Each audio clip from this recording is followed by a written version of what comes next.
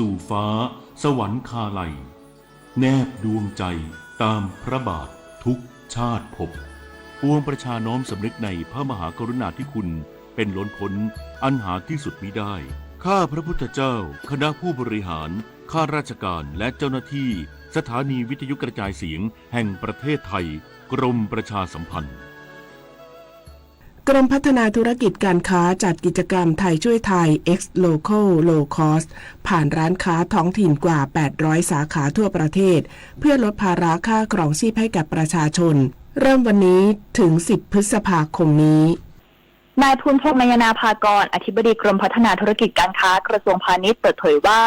จากโครงการไทยช่วยไทยที่เปิดตัวเมื่อวันที่ 1 เมษายนที่ผ่านมาช่วยลดภาระค่าครองชีพประชาชนได้อย่างเป็นรูปธรรม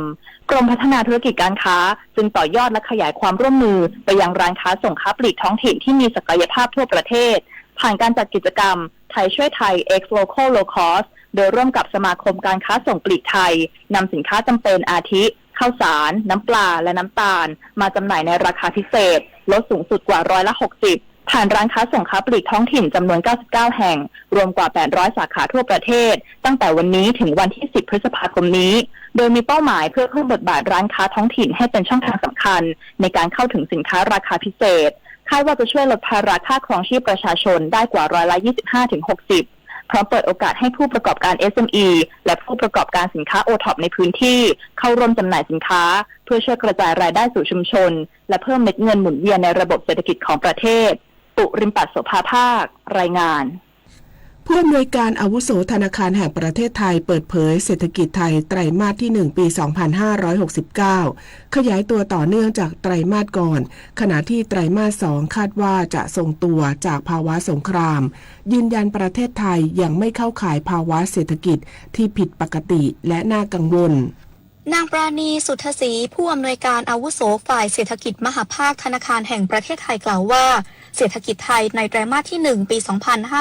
2569มีแนวโน้มขยายตัวต่อเนื่องจากไตรมาสก่อนจากการส่งออกเทคโนโลยีและรายรับนักท่องเที่ยวต่างชาติที่เพิ่มขึ้นเช่นเดียวกันกับการบริโภคและการลงทุนของภาคเอกชนซึ่งส่วนหนึ่งเป็นผลจากมาตรการภาครัฐขณะที่ภาวะเศรษฐกิจและการเงินในเดือนมีนาคม2569ภาคพลังงานและการขนส่งได้รับผลกระทบจากตะวันออกกลางแต่แนวโน้มยังทรงตัวจากเดือนก่อนยืนยันว่าไทยยังไม่เข้าข่ายภาวะเศรษฐกิจที่ผิดปกติและน่ากังวล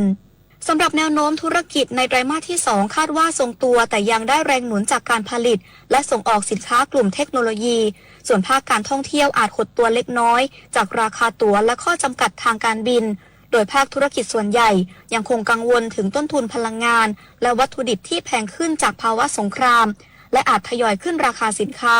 แต่อาจปรับขึ้นราคาได้ไม่มากหลังจากนี้ต้องติดตามสถานการณ์สงครามและการเปลี่ยนแปลงนโยบายการค้าของสหรัฐอเมริกาอย่างใกล้ชิดนันทิกา กิจปาโลรายงานกองทุนการออมแห่งชาติเชิญชวนแรงงานนอกระบบร่วมวางแผนการออมเริ่มต้น50 บาทรัฐสมทบ100%สร้างบำนาญตลอดชีพต้อนรับวันแรงงานกองทุนการออมแห่งชาติหรือกอช.ผลักดันให้แรงงานนอกระบบผู้ประกอบการอาชีพอิสระและผู้รับจ้างทั่วไปที่มีอายุ 15-60 ปีหันมาวางแผนทางการเงินเพื่อเตรียมความพร้อมสำหรับวัยเกษียณหลังจากผลสำรวจของหอการค้าโพลระบุว่าแรงงานที่มีรายได้ไม่เกิน 15,000 บาทต่อเดือนกว่า98%มีภาระหนี้สินเฉลี่ยเกือบ 500,000 บาทต่อครัวเรือนและ79.1% กำลังเผชิญปัญหาไม่มีเงินออมกอช.จึงนำเสนอทางเลือกการออมภาคสมัครใจที่มีความยืดหยุ่นสูงโดยสมาชิกสามารถเริ่มต้นออมได้ตั้งแต่50 บาทจนถึงสูงสุด 30,000 บาทต่อปีและไม่บังคับส่งเงินสะสมทุกเดือนจุดเด่นสำคัญของการออมผ่านระบบดังกล่าวคือรัฐบาลจะช่วยจ่ายเงินสมทบให้สูงสุด100%ตามช่วงอายุแต่ไม่เกิน 1,800 บาทต่อปีถือเป็นการสร้างหลักประกันความมั่นคงให้แรงงานมีเงินบำนาญรายเดือนไว้ใช้ตลอดชีพหลังอายุ60 ปีผู้ที่สนใจสามารถตรวจสอบสิทธิ์และสมัครสมาชิกผ่านแอปพลิเคชันกอช.หรือสอบถามข้อมูลเพิ่มเติมได้ที่สายด่วนเงินออม02-049-9000ปฏิพล สถาพรหมมารายงานน้ำมันทุกหยดมีค่ารู้ใช้รู้รักษาวันข้างหน้าไม่ขาดแคลน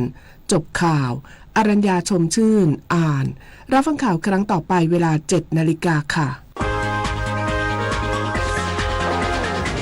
ติดตาม ามข่าวที่นำเสนอไปแล้วได้ที่ www.thainews.prd.go.th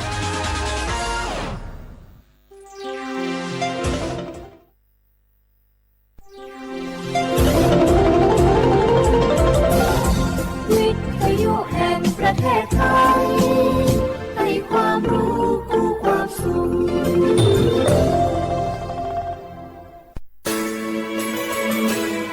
สถานีวิทยุกระจายเสียงแห่งประเทศไทยจังหวัดเชียงใหม่ AM 1476 กิโลเฮิรตซ์สถานีวิทยุภาคภาษาชาติพันธุ์แห่งเดียวในประเทศไทยที่มีความทันสมัยเชื่อถือได้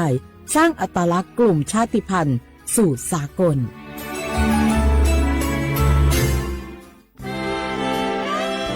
ตลอดประวัติศาสตร์ของชาติไทยพระมหากษัตริย์ไทยทรงเป็นพลังศรัทธาทรงทำนุบำรุงและอุปถัมภ์ศาสนาให้เป็นหลักยึดเหนี่ยวจิตใจของประชาชน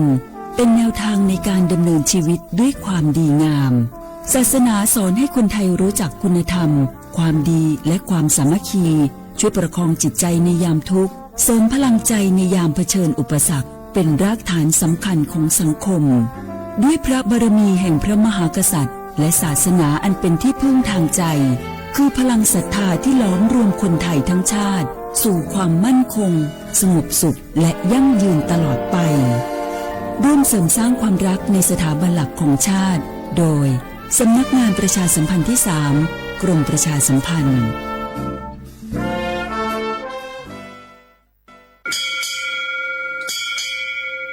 โอโบดะจ้า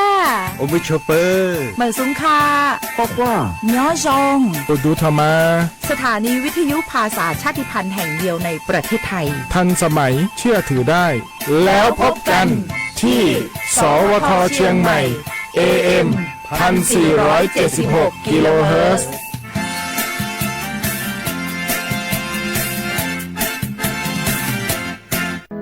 มะเร็งปากมดลูกรักษาได้ถ้าตรวจเจอระยะแรกหญิงไทยอายุ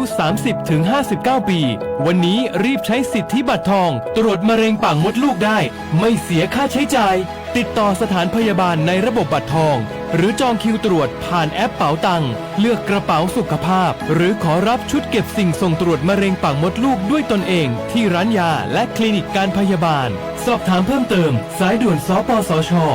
1330ตลอด24ชั่วโมง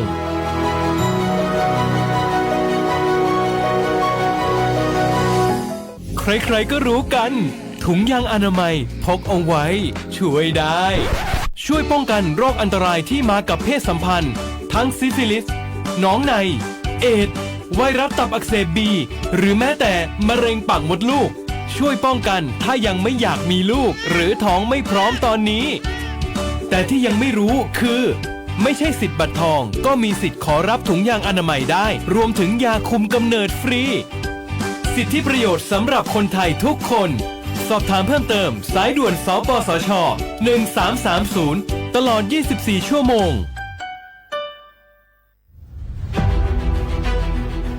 จังหวัดเชียงใหม่ขอความร่วมมือทุกภาคส่วนงดการเผาเพื่อลดปัญหาหมอกควันและมลพิษทางอากาศจากการเผาป่าและการเผาเศษวัสดุทางการเกษตรตามประกาศมาตรการสำคัญเพื่อควบคุมการเผาในพื้นที่ต่างๆโดยไม่อนุญาตให้มีการเผาใดๆทั้งสิ้นเพื่อเป็นการลดมลภาวะจากฝุ่นละอองขนาดเล็กหรือ PM 2.5 ตั้งแต่วันที่ 1 มกราคมถึง 31 พฤษภาคม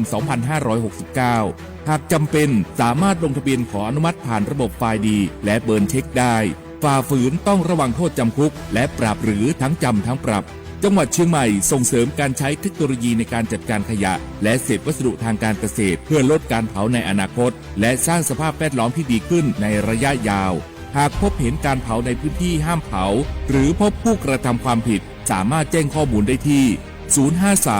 053-112-808 หรือ 191 ตลอด 24 ชั่วโมง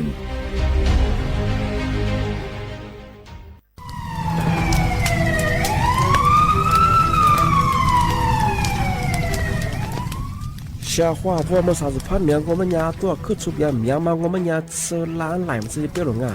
90%我们家我老出花家都什么啊今年我在我路撒开家我们家比花咱们多都什么ที่ยังเกิดสัญญาทุกชอมังที่พวกทุกชาที่มาข้อยัง PA 2.5พิลามาที่ยังวันละชั่วอีกโขยูในจ้าที่ยังวันละชั่วเฮินนาพิลามาอีมีความเสี่ยงจะไม่คือโรคหัวใจโดยว่ามันเลยโดยนี้คือสมองเสียมาโรคปอดใกล้มังที่แบงก์งบปัญญามาสายาสถาบันวิจัยวิทยาศาสตร์ที่นี่คือเทคโนโลยีแห่งประเทศไทยวุ้ยชอบมาคือแต่คนแรกยืนจอละโคตุถัดสูมีฉากขดมาจะมาเมื่อเขาลิบาลิมาเป็นซาบิวมันยืนจอสูงงบปัญญาคือวชสำนักงานวิจัยแห่งชาติ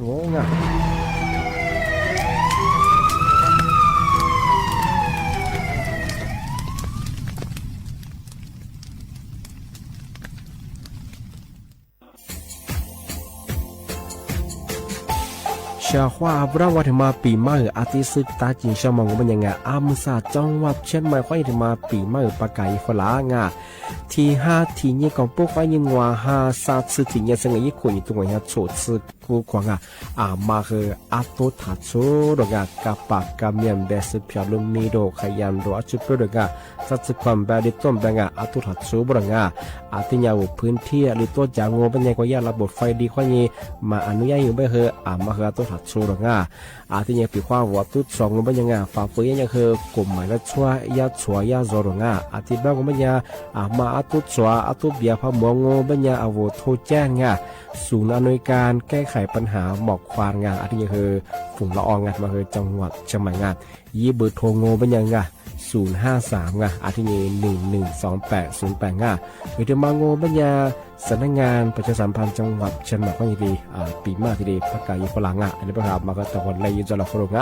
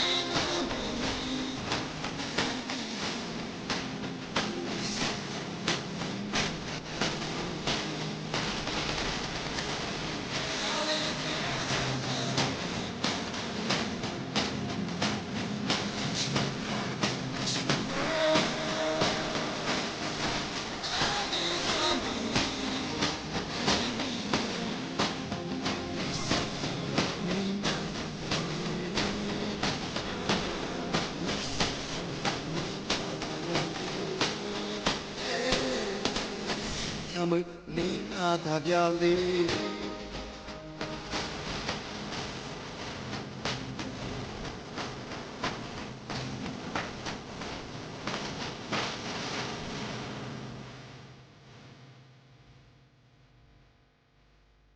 เสียความแลข้อขว้างอ่ะอามสาอาวลิซุงโอโดซึตัวขวาเปลาโวงอ่ะอาวลิซุงโอปากกากุงโอบัญญาทาจิ้มหมายงะสถานีวิทยุกระจายเสียงแห่งประเทศไทยจังหวัดเชียงใหม่ว่าโดยจากวิทยุว่าโดยจากมังโงบัญญายี่ระบบญา AM ยี่ครึ่งความถี่งบปัญญาเหอที่ตัวลี่เฮียสิจะโฉวตัวเนี่ยดอลลาร์วิทยุเนี่ยอาทิตย์ท้าวระบบไลฟ์สดคือจังไง Facebook ยี่เพงงบเหอสวทจุดเยียเชียงใหม่ AM 1476กิโลเฮิรตซ์ที่เลโบเนี่ยคือที่เลดอลลาร์ง่ะที่แบบชาวเขาว่าไงมาบอกว่ากดติดตามได้ป่ะเหรอไงมีนี่อย่างคือกดติดตามได้ชาวเขาง่ะ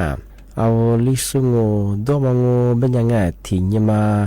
หนีหัวตัวยี่จิงโอเป็นยังแน่ๆยาโฉมโมหัวนี่สิโมที่หัวตัว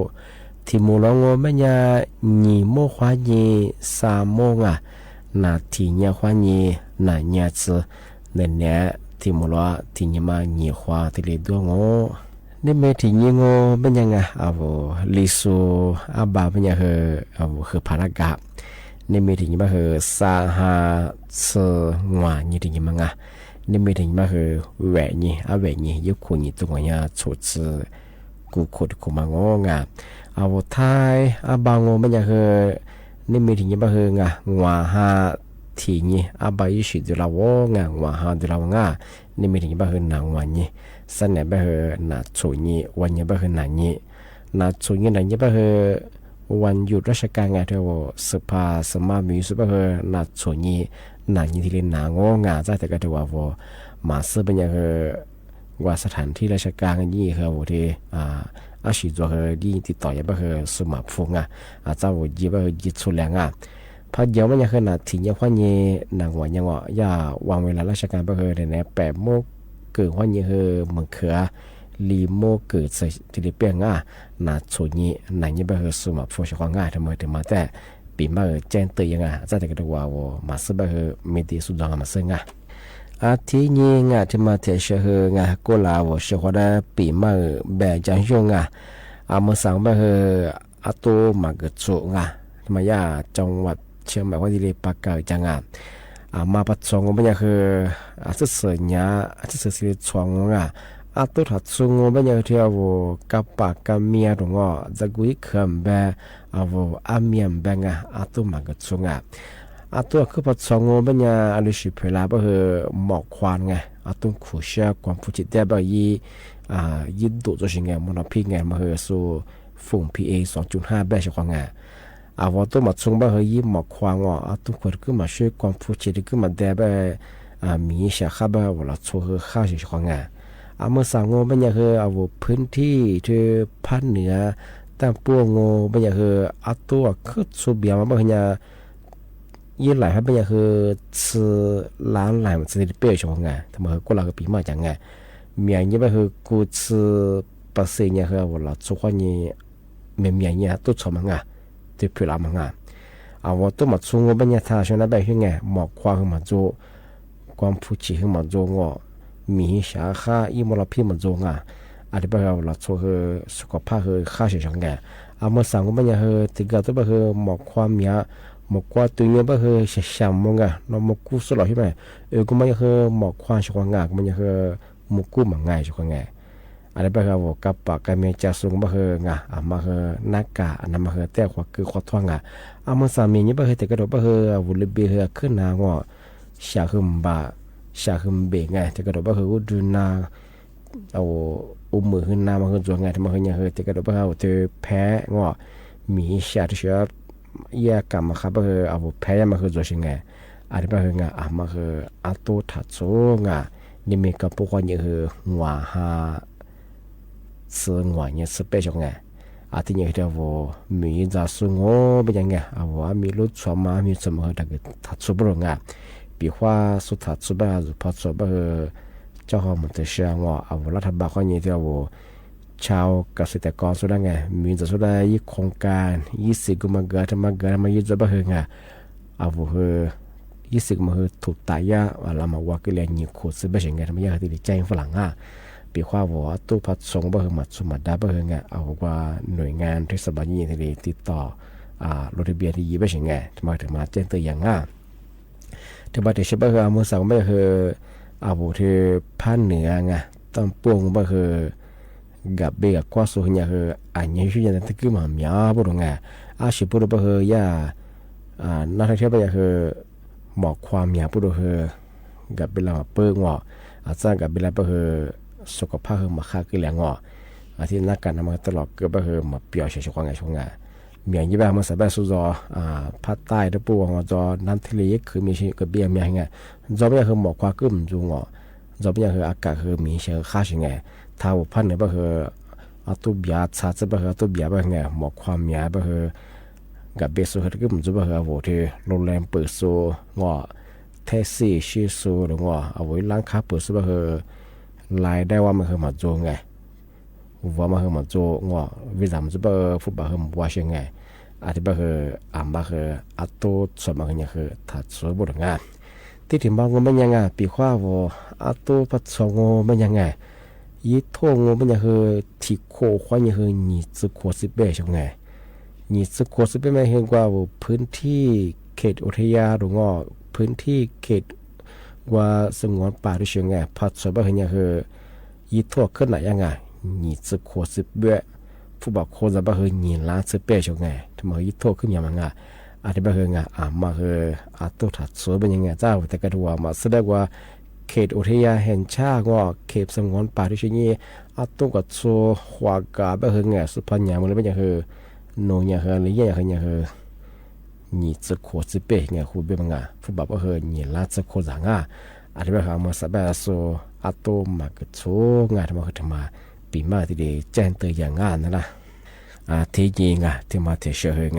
มีแรงแบบยุ่งทยาสำนักงานกรมอุตุนิยมวิทยาที่มีท่านผู้ว่ากูนิโซเตนิสแบบยุ่งเอาพันเนี่ยมีฮิโลฮาเยอะมาที่ลีจัวมาอักด้วยอะไรกว่าเยอะฝาละจามุชงที่นี่ถ้าว่าท้าวจิ้มแบบเดือถนนจากกู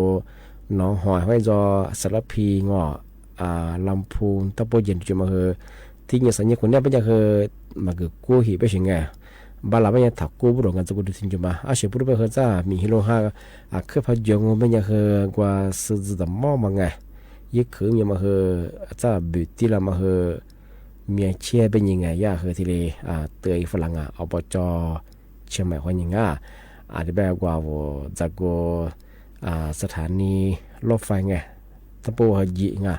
มันก็ชิกว่าจากกูดำมาถนนซุปเปอร์ไงจิ้มหมายลำพูนลำปางกุญจุมาเยอะดาวปีข้าวว่าลำพูไปเยอะบ้างหัวสารพีไปเยอะยังไง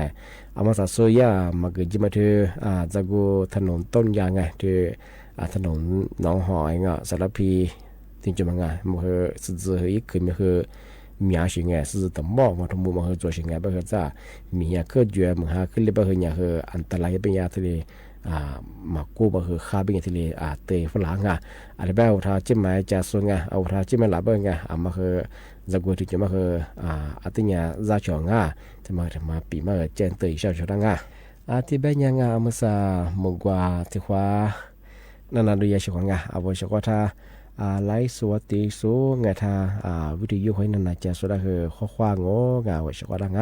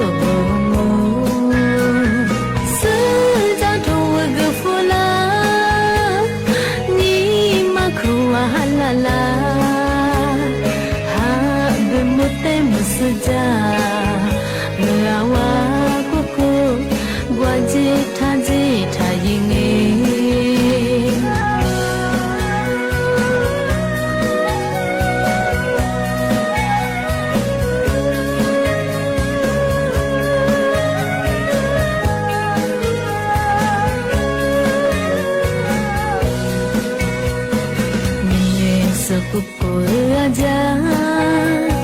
Foshi huaza vibegla Mushilina nutaji Mutizu suja dezasa Bigumewa jokyote Zonyi shizu bijidu He ningulu mutizu Pukule nivu Suja tuwa gufula Ni makuwa halala Habe mute musuja Rawa kuku Gwaji tanji tajinge Suja tuwa gufula Ni makuwa halala Habe mute musuja Rawa kuku Gwaji tanji tajinga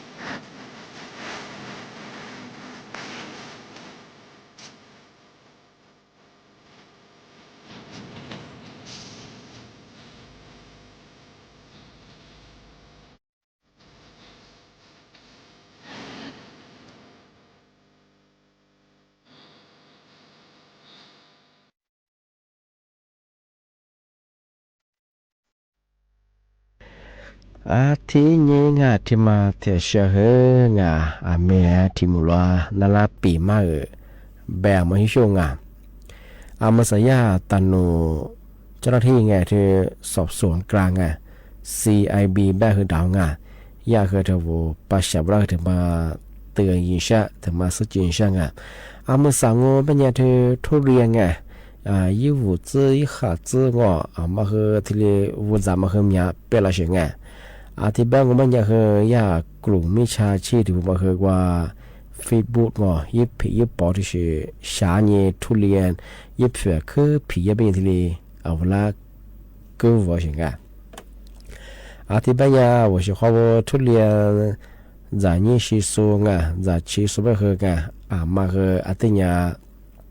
จามโมไปเสียงปีว่านึกว่าระบบออนไลน์ของนี่ทุเรียนพะวุจางโอเป็นยามาคือแต่จานี่แต่กับกุญแต่สงสัยไปเสียงปีว่าทุเรียนเพื่อคือผียังโอเป็นยาทำมาคือแต่จานี่คือตัวนี้ไปเสียงแต่ก็เราเป็นยาคือผียังเป็นยาคือผู้บ่าวโอ้มางอเฮียดงเฮียสุโม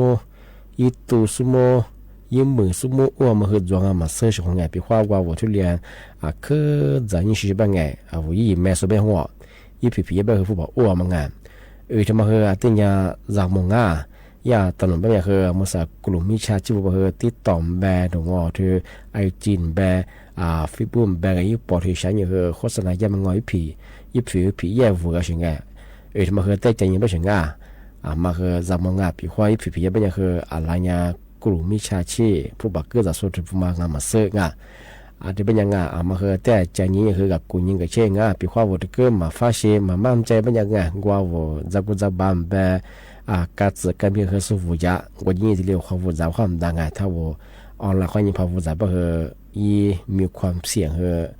ขึ้นยังมีเชื่อเฉยจะพูดว่าอ้วเบอร์เดียวสุดท้ายเบอร์ทุเรียนมาสุฟุลาสื่อมาวันจ่าเลยเชื่อมาว่าช่วงไงผู้บ่าวคุยต่างเดี๋ยวเบอร์มาสังเกตนี่เบอร์ทุเรียนอีดูซื้อไปแล้วเบอร์กลุ่มมิชาชีพเบอร์ที่ช่วงนี้ขวดดำเบอร์มีมาที่เล็กก็ยิ่งมาเชื่อช่วงไงว่าทุเรียนมันช่วงไงเลยเชื่อที่ลุงจะสิ่งไม่ผิดผียังไม่คือมาคือแต่ใจเย็นช่วงไงอีผิดผีเบอร์วังมาเลยถ่ายเยอะนู่นวังเลยผีเบอร์เธอสุดท้ายเบอร์ผู้บ่าวอ้วเบอร์นี่สัญญาหัวเหนียวที่น่าซื้อหัวเหนียวบาซื้อหัวเหนียวจะซื้อมาสุราติดต่อให้เมืองเสียบ่อยอยู่มาใส่เห็นยังไปกลุ่มมิชาชีพที่ชื่อความยิ่งความจำมาคือมีว่าชื่อเขามาติญญาตั้งสติยิงติใจเงี้ยเลยชื่อผียับดูว่ามาถ่ายยิงสุดท้ายไปเดี๋ยวนูบอกว่าท้าชิบไปยังไงผู้บอกหมอวางหมอจอนหลังส่วนผู้เปิดกำมันจะยังไงมาคือที่เลี้ยจำงานที่เลี้ยก็เจ็บไม่ใช่ทำไมทำไมที่เจนตัวฝรั่งที่แบงก์มันยังเชื่อว่านั่นแหละปีมาคือที่เลี้ยจวงที่แบงก์จ้างที่มูลคือบุลิสุงที่ขวดด้วยยี่โมขวานยี่คือ3 โมง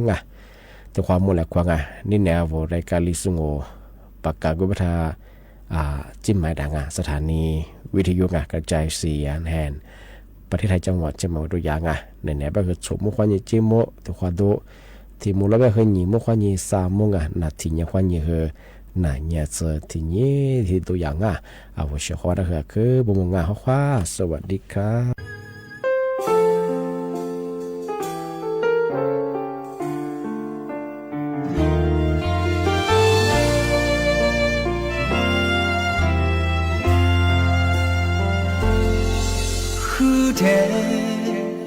我的怒斯肌肉就够，你马苦内几句我的暖柔，阿弥过去独着我罗大马伊马色，是爱你阿句也不阿嘞，你我一代被个嘛你可可罗个那我比我耍大路，后来我咪独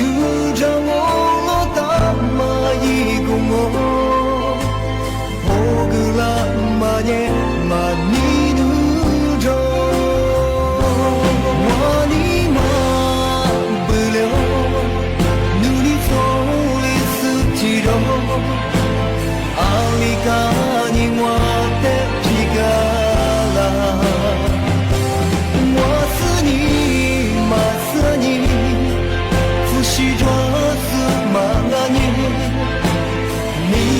了我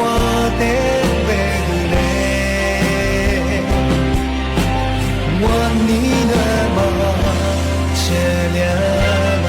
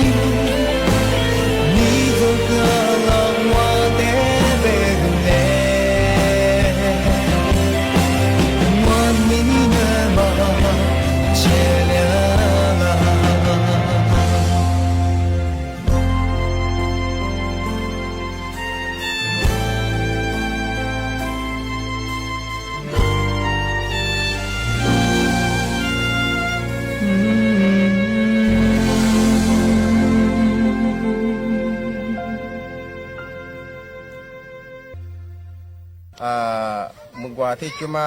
อัญญานะหัวสูแต่ดังไงฉันรักเธอเธอได้ยินไหมวะว่าอัญญาก็บุบงอ่ะที่กว่ามังอ่ะ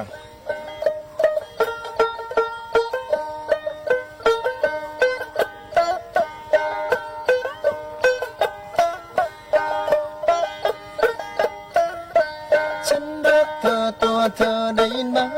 เธอได้ยินไหมว่าฉันนั้นรักเธอฉันรักเธอนะไม่มีวันตายไม่เป็นไรฉันยังรอเธออยู่ฝันรักตัวเก่าได้ยินบ่ตัวได้ยินบ่ว่าเพิ่นรักเธอตัวฝันรักตัวนะบ่มีวันตายก็เป็นหยังก็ยังฆ่าตัวเก่าวันนี้กูเนื้อหนูมาซื้อวันละกูเนื้อมายีมาปัสมาโกวะเลหุงยาวมา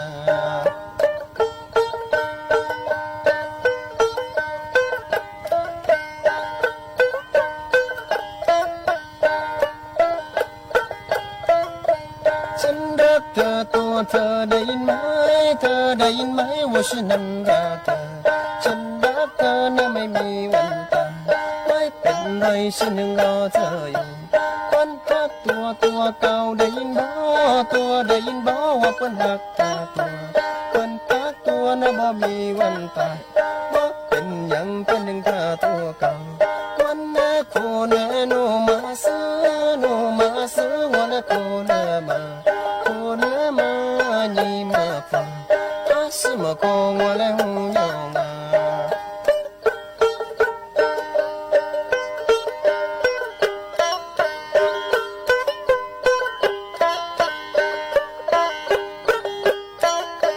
ฉันรักเธอตัวเธอได้ยินไหมเธอได้ยินไหมว่าฉันนั้นรักเธอฉันรักเธอนะไม่มีวันตายไม่เป็นไรฉันยังรอเธออยู่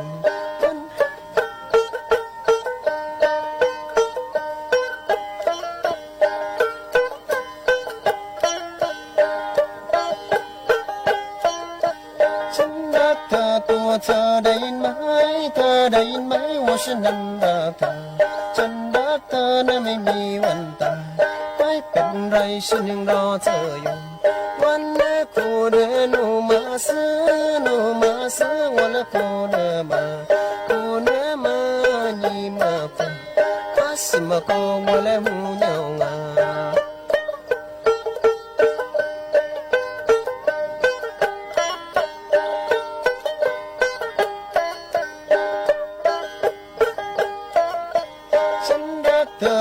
เธอได้ยินไหมเธอได้ยินไหมว่าฉันนั้นรักเธอฉันรักเธอนั้นไม่มีวันตายไม่เป็นไรฉันยังรอเธออยู่วันนี้คูเนนูมาซื้อวันนี้คูเนมานีมาดงอาสิมาโกงวันนี้หูเงางา